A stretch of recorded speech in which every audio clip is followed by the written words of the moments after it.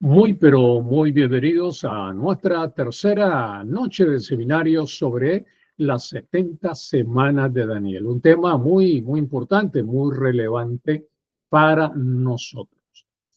Hemos hablado nosotros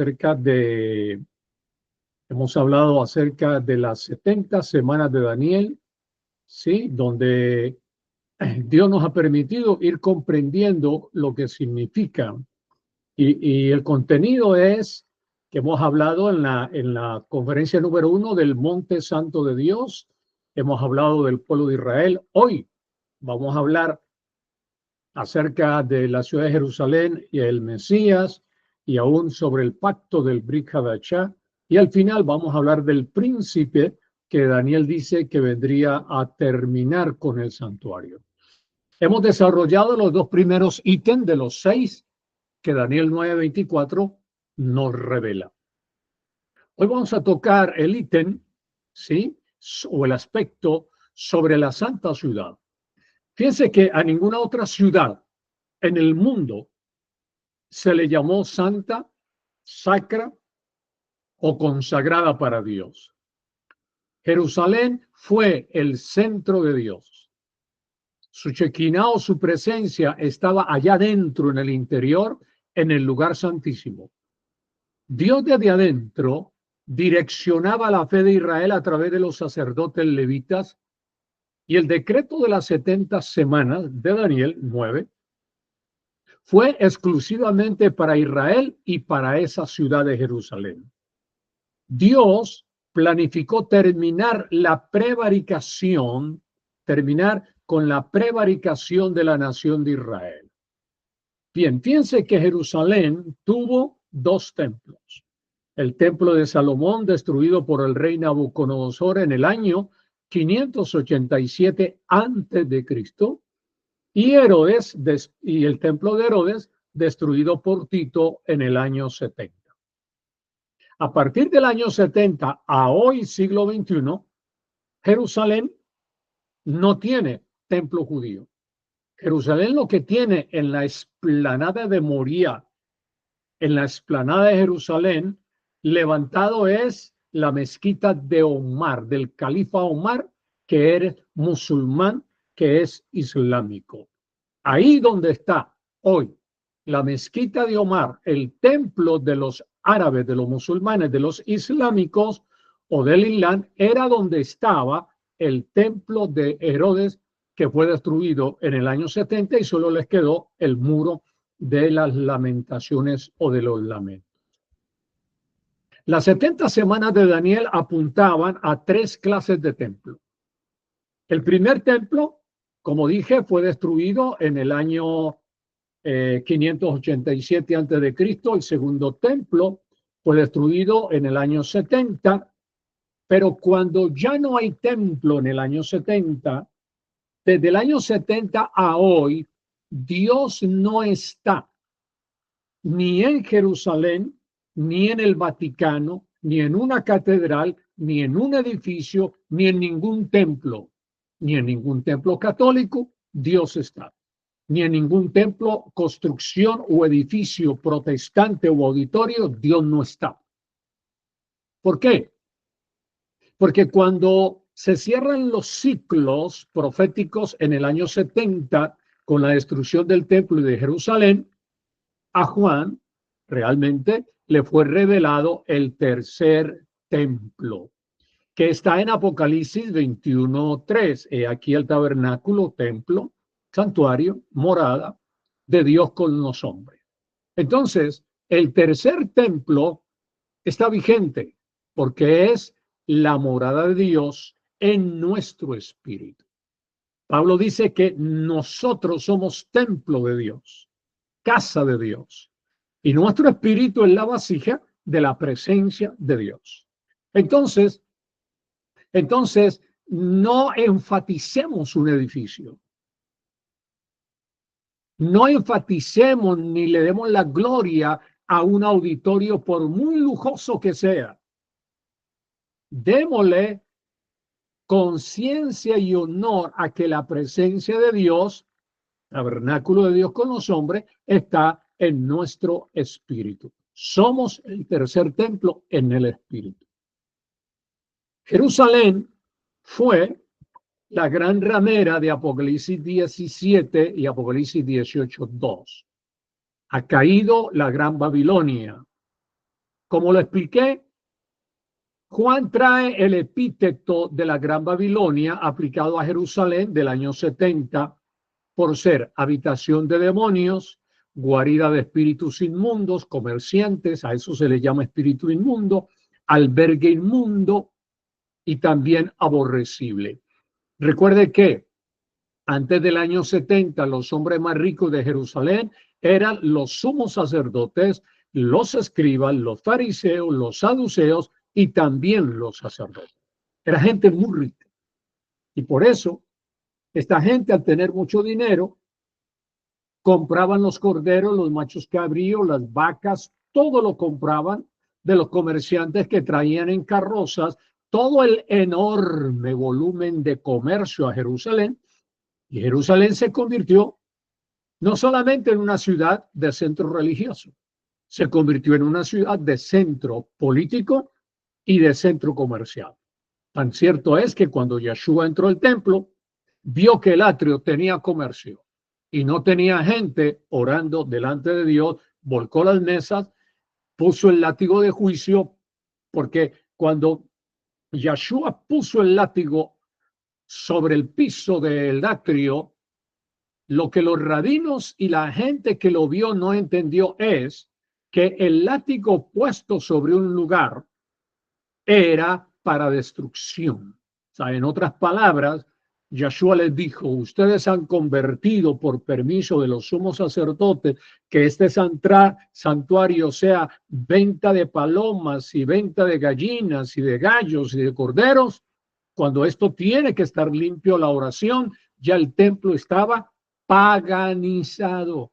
Los sacerdotes ganaban mucho billete, mucho dinero.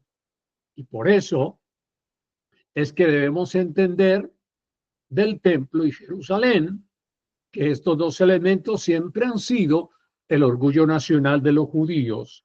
Dios en un templo y una ciudad, el orgullo de los judíos. Ahora ningún judío tiene orgullo del templo porque no tiene templo, porque no se pueden enorgullecer de un muro que se llama los lamentos. Por eso se llama los lamentos, no de orgullo ni de gozo. Allá se van a lloriquear porque el templo le fue destruido. Se vanagloriaban los judíos y los líderes de ellos y de ser el pueblo selectivo de Dios. A Israel, entre el silencio de los 400 años entre Malaquías y Mateo, le surgieron 5 sectas, como lo he enseñado: los esenios, los fariseos, los saduceos, los celotes, los herodianos. No hubo en ese tiempo profeta de Dios hablando en Jerusalén. Todo estaba en silencio, todo estaba en expectativa, pero las 70 semanas de Daniel ya habían entrado al Israel del primer siglo que tenía templo. Y sus líderes no se habían dado cuenta que las 70 semanas ya habían entrado. En Lucas 19, del 41 al 44, Yeshua se acercó a Jerusalén y al verla lloró por ella. ¿Por qué? Porque un profeta no llora por la santidad que hace gloria en una persona o en una ciudad. Él llora por la bajeza de la ciudad. Él llora por el pecado de la ciudad. Él llora por la inmundicia que existe en la ciudad. Y por eso es que Yeshua lloró por Jerusalén. Donde hay pecado al tope, Dios se levanta y se va. Y luego viene el juicio para muerte por destrucción, tal cual le sucedió a Jerusalén en el año 70. ¿Por qué permitió Dios que Tito y las legiones romanas destruyeran el templo? Porque el templo se había engrosado de pecado, y donde hay pecado y Dios no ve cambio ni arrepentimiento, Dios se sale y se va. Y al no tener Jerusalén ni el templo la presencia de Dios, entonces tienen la presencia de aquel ejército que los vino a destruir. Yeshua le dijo a Jerusalén: O si también tú conocieses, a lo menos en este tu día, lo que es para tu paz, mas ahora está encubierto, velado de tus ojos, porque no conociste el día de tu visitación. Nadie vio entrar a las 70 semanas en el primer siglo. Los líderes de Israel no conocieron la visitación del Mesías. El reino estaba entre ellos, pero no en ellos. El Hijo de Dios caminaba en Jerusalén y el día de la redención a Israel le había llegado. O sea que el Hijo de Dios entró la redención, trajo la redención a Israel, o sea que el Redentor caminaba en Jerusalén, la redención estaba lista para que Israel recibiera el perdón de los pecados y hiciera teshuvá o arrepentimiento. Ninguna nación, ni siquiera Israel, esperaba en el primer siglo, entre el año 30, cuando Jesús comenzó su ministerio, y el año 70, que se cierran los ciclos de la profecía, no esperaban a un Mesías del cielo, sino de la tierra, levantado de los clanes o tribus de Israel, como en la época de los jueces.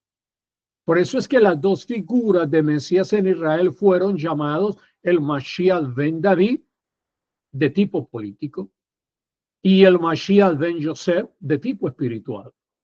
Yeshua vino de la línea de David, pero fue el ben Yosef de Israel. Y por eso es que a Israel no le interesaba a un Mesías del cielo.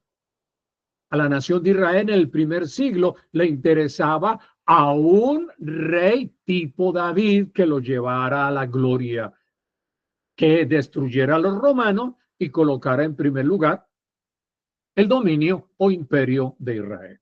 Pregunta: ¿por qué vino la destrucción del templo? Porque el plan de Dios estaba en el tercer templo a eternidad. Hay cuatro cosas a eternidad: Cristo a eternidad una, el Israel de Dios de Gálatas 6:16 a eternidad 2, el reino a eternidad 3 y el tercer templo, que es presencia de Dios en nuestro espíritu, a eternidad 4. Juan en Apocalipsis 21:1 al 3 vio bajar del cielo tres cosas nuevas. Vio bajar el cielo nuevo porque el primer cielo desapareció. Y cuando Juan habla en Apocalipsis 21:1, que lo vamos a estudiar después, de un cielo nuevo no está, y de una tierra nueva, no está hablando del planeta Tierra con un cielo fresco nuevo. Esa es una metáfora aplicada al antiguo pacto, primer cielo pasó, y al nuevo pacto que Juan llama el cielo nuevo. Entonces, ese cielo nuevo es lo que se llama el nuevo gobierno espiritual de Dios. Segundo, él ve bajar la nueva Jerusalén, porque la Jerusalén del año 70 ya no existía, había sido destruida. Y él ve bajar el tercer templo de Dios con los hombres, porque el templo del año 70 también fue quemado y destruido. Ok, hemos hablado entonces del tercer ítem de los 6 que nos revela la profecía de las 70 semanas de Daniel capítulo 9. Hemos hablado de la ciudad. Ahora hablemos del cuarto ítem, del Mesías. Fíjense que la palabra Mesías en hebreo es Mashiach, del vocablo Mashiach, que significa ungido para liberar. En el Antiguo Testamento se ungían a 3 personas. Se ungía con aceite de olivos especial a sacerdotes para la función del ministerio en el templo. 2, se ungía a reyes para la función de gobernar a Israel. Y número 3, se ungían a los profetas para la función de ser oráculos o proclamadores o portadores, trayendo en directo la profecía o la palabra de Dios. Por lo tanto, El sacerdote era un Mashiach, el rey de Israel era un Mashiach y el profeta, cualquiera de ellos, era un Mashiach. Es más, Primera de Juan, capítulo 2, versículo 20, dice que tú y yo tenemos la unción del Santo. No necesitamos aceite, es el Espíritu Santo. Necesitamos al Espíritu, tenemos el Espíritu. Y si tenemos la unción del Santo en Primera de Juan 2:20, tú y yo somos el Mashiach de este tiempo. Los ungidos para las funciones de enseñar y predicar el evangelio del reino a la gente. Bien. Entonces, la gente en aquellos tiempos, desde los imperios sumerios hasta Israel, todos los imperios antiguos tenían el anhelo del Mesías. Su esperanza estaba en la aparición del hombre Mashiach, más capacitado, más poderoso para vencer al enemigo y glorificarlo, pero era una esperanza en el campo civil, era un Mashiach en el campo social, era un Mashiach en el campo político y era un Mashiach en el campo militar. Ninguna nación, ni siquiera Israel, entonces, esperaba a un Mesías del cielo, como dije de una manera muy clara. A Israel del primer siglo no le interesaba a un Mesías del cielo. Ellos querían ver que el Mesías proveniente de David lo llevara a la fama, a la posición, al reinado, al dominio y gloria al estilo anterior del rey David. Por eso, cuando los líderes vieron a Yeshua o a Jesús, el Mesías de Dios, lo rechazaron. ¿Por qué? Porque no tenía Yeshua ejército. Y por eso en la mentalidad de los judíos en el primer siglo era, esperamos a un Mashiach o a un Mashiach o a un Mesías estilo David con un poderoso ejército. Y al ver a Yeshua solamente con 12 discípulos pasivos, pues lo rechazaron porque no lo creyeron como el Mashiach que ellos esperaban al estilo político. Pero lo que esta gente nunca entendió es que los profetas no enfatizaron la venida desde allá, desde el Antiguo Testamento, a un Mashiach tipo político. Los profetas siempre hablaron de que de Sión saldría el libertador. Y cuando ellos oyen la palabra Sión, Sión no es algo militar. Sión no es algo político. Sión es algo altamente espiritual, o sea que de Sión, de la esfera espiritual de Dios del cielo, vendría el libertador. ¿Quién? Yeshua, Jesús o Cristo. Por eso es que la Biblia dice, a lo suyo vino él y los suyos no le recibieron. Un procurador romano como Pilato en Juan 18, 36 al 38, tuvo celo de Yeshua. Le preguntó, ¿eres tú rey de los judíos? ¿Eres tú rey?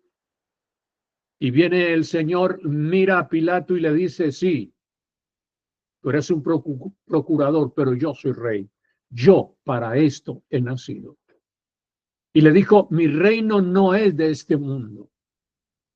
Y cuando la palabra dice en los labios de Yeshua que su reino no es de este mundo, la pregunta es obvia. Hagámosla. Si no es de este mundo, ¿qué clase de carácter es el reino? ¿Qué naturaleza tiene el reino? Espiritual, no militar. Por eso es que en el iglesismo le están predicando a los creyentes la ignorancia de que va a venir un reino y que va a venir Cristo a sentarse en la Jerusalén de hoy del siglo XXI con vara de hierro a matar a Raimundo y a todo el mundo. No, no, no, no. Cristo no es guerrero. ¿Quién dijo que Cristo es guerrero? Él ya guerrió en la cruz. Él ya hizo el combate contra el enemigo más grande, que es el pecado en las naciones o el pecado en los hombres. Cristo no es guerrero en el reino. Cristo es rey glorificado en el reino, que es muy diferente. ¿Cómo nos están predicando tan erradamente el reino hoy en día? Y por eso es que cuando tocan los temas de Daniel y Apocalipsis, hay tanta confusión, pero para nosotros esto es tan claro, para mí es tan claro Daniel y tan claro todo el libro del Apocalipsis. Por eso hace casi 20 años yo escribí el libro de Apocalipsis, versículo por versículo, color, el significado de los colores en Apocalipsis, de los números y también de las imágenes, la mujer escarlata, el gran dragón, el lago de fuego. Adquiéralo. Son más de 480 páginas. Sí, casi una Biblia. Pero cuando usted lo lee y viene a la escritura y compara, lee y compara, wow, usted maximiza verdaderamente su conocimiento. Entonces, amados, en el iglesismo se espera del futuro la venida del reino. ¿Qué no han comprendido? Que si la naturaleza del reino es espiritual y no política, entonces no hay un reino así que ha de venir en un futuro nuestro. El reino no viene porque ya vino con el rey, que se llama Cristo. Entramos al quinto ítem. Hemos hablado hoy de la ciudad que habló las 70 semanas de Daniel 9. Y hemos hablado de que se quitaría la vida al Mesías, porque él murió en la cruz, se la quitaron los líderes de Israel, crucifícalo, y vamos a hablar del pacto que habla Daniel 9 dentro de las 70 semanas. Quinto ítem, el pacto. Israel fue el pueblo de los dos pactos. Le fue dado el pacto del Sinaí, que contenía mandamientos, preceptos, regulaciones, leyes de tipo moral, civil y ceremonial. Fue un pacto con dos variables: la de bendiciones por obediencia y la de maldiciones por rebelión. Deuteronomio 28, 29 y 30 lo dice. En Jeremías 31, 31 al 34, le fue dado el pacto de Cristo a Israel, que contenía la sangre para redención, la liberación y la salvación. ¿Para qué? Para liberarlo de su pecado. Por eso es que Gabriel el ángel le dice a José y María que el niño que iban a ser en su vientre, engendrado por la potente palabra del Espíritu, porque eso lo puede hacer el Espíritu en una virgen. Pues si el Espíritu pudo crear el universo, ¿cómo no va a crear una criatura? Esas son las potencias del Espíritu Santo. Por eso dice que fue engendrado del Espíritu, no fue engendrado de José. Porque si José hubiese engendrado al niño Jesús, él hubiese sido de la línea pecaminosa de Adán, pero no. Por eso es que en Lucas 1:35 a Jesús o a Yeshua se le llama el santo ser, porque lo engendró el Espíritu Santo, que produjo el santo ser. Lucas 1:35. Y entonces el ángel le dice, este niño va a liberar del pecado a Israel. Pónganle atención a este niño. Pero el pueblo de Israel en el primer siglo no le prestó atención a ese niño que ya a los 12 años lidiaba y discutía ley y Torah con los doctores en el templo. En Zacarías 3:9 le fue a Israel profetizado que Dios quitaría su pecado en un día. Y esto se conoce en el hebreo con la expresión el Brit Hadashah. ¿Y qué era el Brit Hadashah? Era renovar el acuerdo vinculante que reemplazaría al anterior pacto, pero con mejores promesas. Y el Brit Hadashah, ¿sí? Brit quiere decir pacto y Hadashah quiere decir que se renueva, que fortalece la renovación. Oído, en todas las versiones de nuestra Biblia se dice nuevo pacto, pero eso es una expresión escrita en nuestras Biblias de manera incorrecta. Le voy a decir por qué no es nuevo pacto, sino pacto renovado. Porque Dios no escogió a una nueva esposa para establecer un nuevo pacto con esa nueva o hacer con ella una nueva alianza. La hizo con el mismo pueblo. En el Sinaí, pacto con Israel. Y Jeremías le está hablando de un pacto renovado con Israel. Entonces, los escritores debieron escribir en nuestras Biblias pacto renovado, no nuevo pacto, porque Dios no se está casando con otro fuera de la nación de Israel. Cuestión de entendimiento. El Brit Hadashah traería la tabla física de la ley al tablero espiritual del corazón de Israel. Ese es el punto principal de los que predicamos el pacto renovado, o bueno, el nuevo pacto en la iglesia. Ese es el punto. Cambio de corazones. Cuando alguien me habla de nuevo pacto, me tiene que decir, yo cambié el corazón en Cristo. Cuando alguien me habla de salvación, tiene que decirme, mi corazón fue transformado.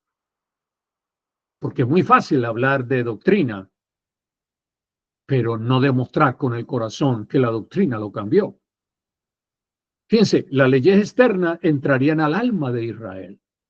El Brit Hadashah se cumpliría en Cristo.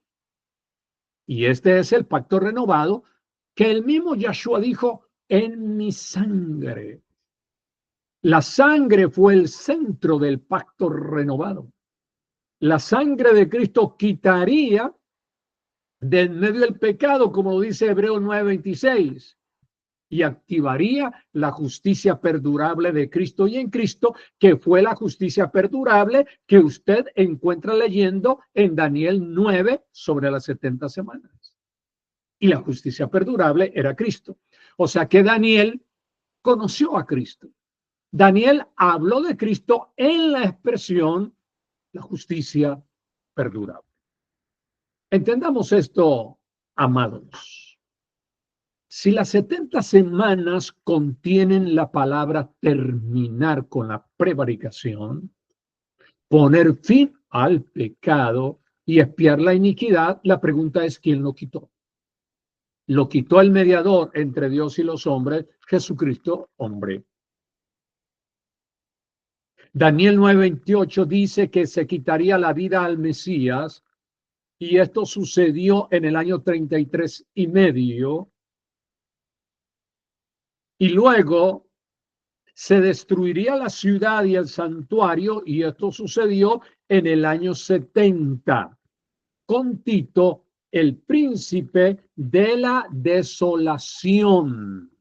Por eso es que en la conferencia de cierre mañana, yo voy a explicar al príncipe que Daniel profetizó que traería abominación al santuario, donde cesarían los sacrificios, porque si no hay templo donde los sacerdotes hacen el sacrificio, los sacrificios no lo podían hacer en la vuelta de la esquina de Jerusalén, lo tenían que hacer dentro del templo. Y si no hay templo en el año 70, ¿qué sacerdotes hay?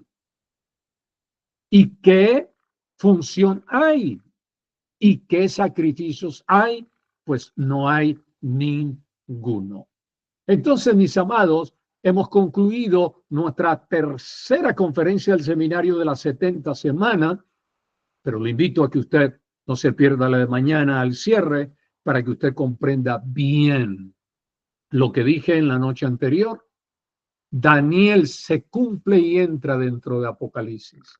Daniel y Apocalipsis son el mismo lenguaje. Daniel y Apocalipsis son la misma profecía. Daniel y Apocalipsis son la misma aceptación y connotación. ¿Por qué? Porque Daniel habla de la ciudad, del pueblo y del pacto, y del Mesías y del príncipe, y Apocalipsis habla de la ciudad, del pueblo, del pacto, del Mesías y también del príncipe. O sea que Daniel sabía que Dios en el futuro, desde su día, iba a levantar a un apóstol, profeta como Daniel.